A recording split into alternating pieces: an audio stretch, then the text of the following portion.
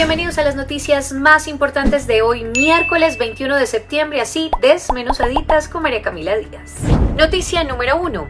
Los presidentes Gustavo Petro de Colombia y Nicolás Maduro de Venezuela se encontrarían en la reapertura de la frontera este próximo 26 de septiembre. Aunque aún no está confirmado este posible encuentro entre los dos mandatarios, pues el ministro de Transporte, Guillermo Reyes, dijo que la presencia del presidente Petro definitivamente está confirmada y que la del presidente Maduro dependerá de sus compromisos programados para ese día. Esto fue lo que dijo el ministro Reyes. Todavía no hemos definido la hora, pues el presidente en el caso colombiano está en Naciones Unidas. No sabemos cuál va a ser la agenda de ellos dos, pero sí sabemos que el vuelo de Conviasa que hará Caracas, Valencia, Bogotá debe estar llegando en las horas de la mañana y trayendo una cantidad de venezolanos en su aerolínea. Esa será lo único que ya tenemos alguna certeza. Y esto lo dijo después de una reunión que tuvo en Caracas con su homólogo Ramón Velázquez, en donde también se discutieron temas de la reactivación del transporte aéreo y terrestre. Noticia número 2. El discurso del presidente Gustavo Petro ante la Asamblea General de las Naciones Unidas ha generado distintos comentarios encontrados, sobre todo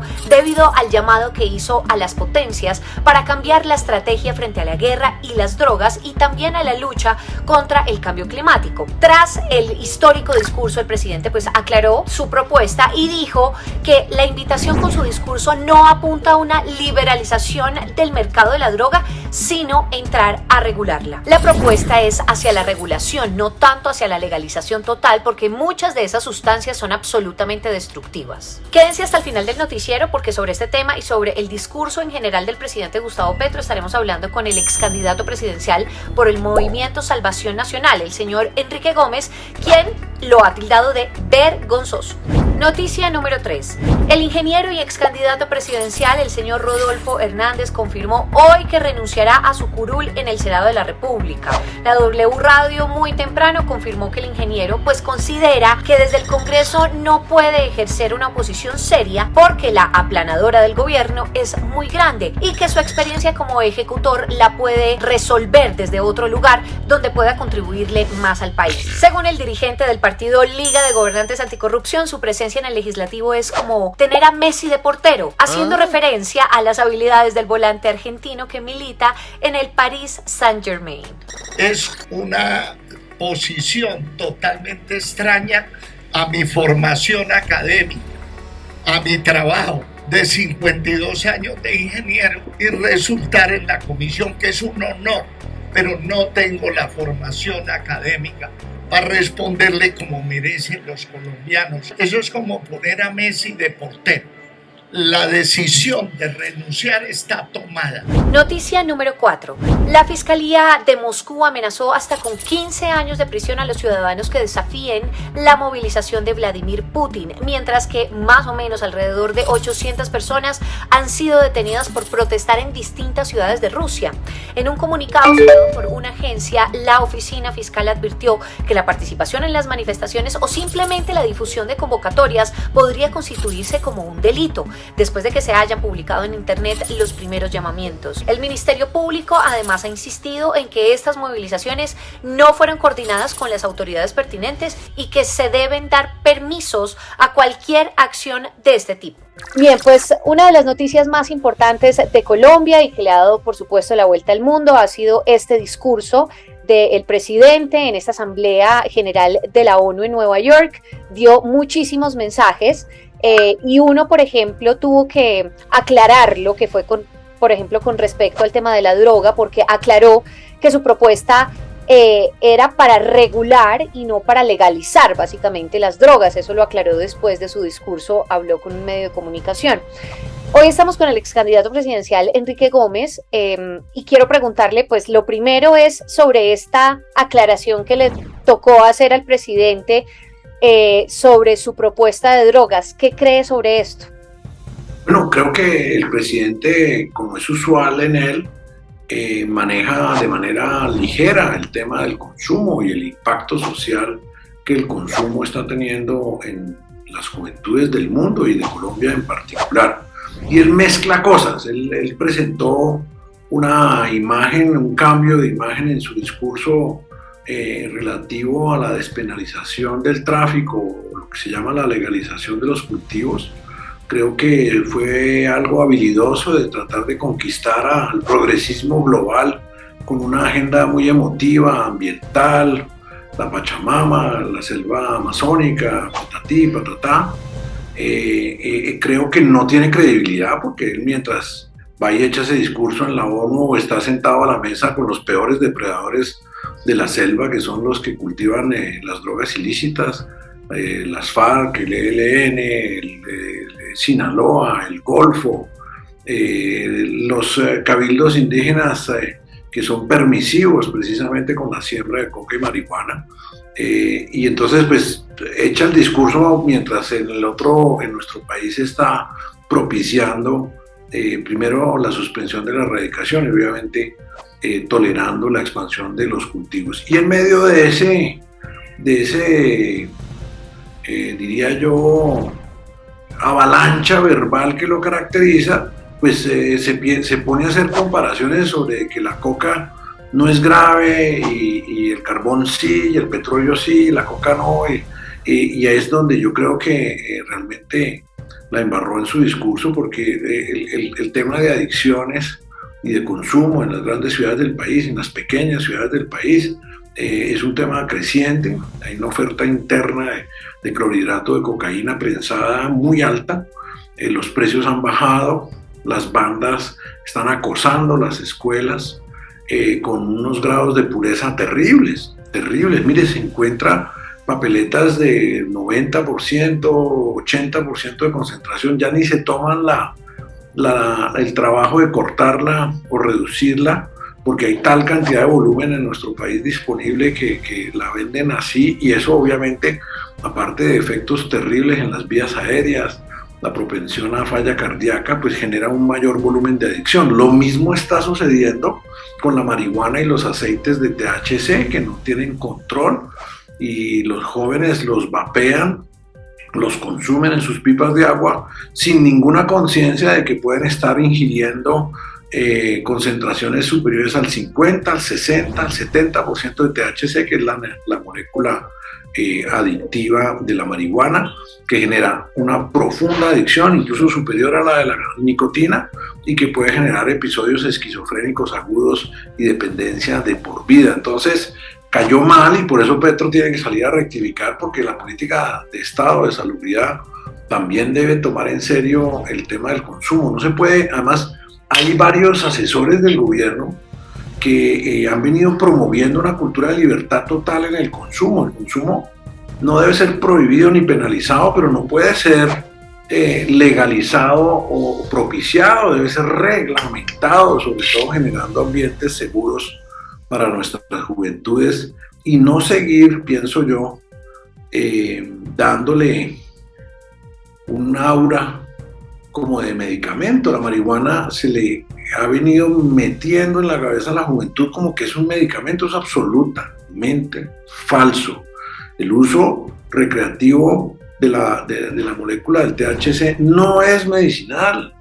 Hay unas moléculas dentro del compuesto de los cannabinoides que tienen algunas aplicaciones clínicas, muy poquitas, por ahora aprobadas, y los jóvenes están convencidos de que si fuman la flor de marihuana o ingieren distintas formas de aceite de marihuana, se están medicando. Eso es una distorsión que debe preocupar a la sociedad, y por eso el presidente tuvo que corregir sus desafortunadas aclaraciones. Pero doctor Gómez, hay algo que sí está pasando y es una realidad, y es el tema de la lucha contra el narcotráfico. Durante décadas hemos tenido una misma solución o mismas soluciones, y resulta que no, lo que vemos es que por el contrario ha hecho un efecto contrario, y es que pues el país está lleno de narcotráfico en el Cauca, en Norte de Santander, en Arauca, en fin, en el Cauca, en una cantidad de lugares en donde definitivamente pues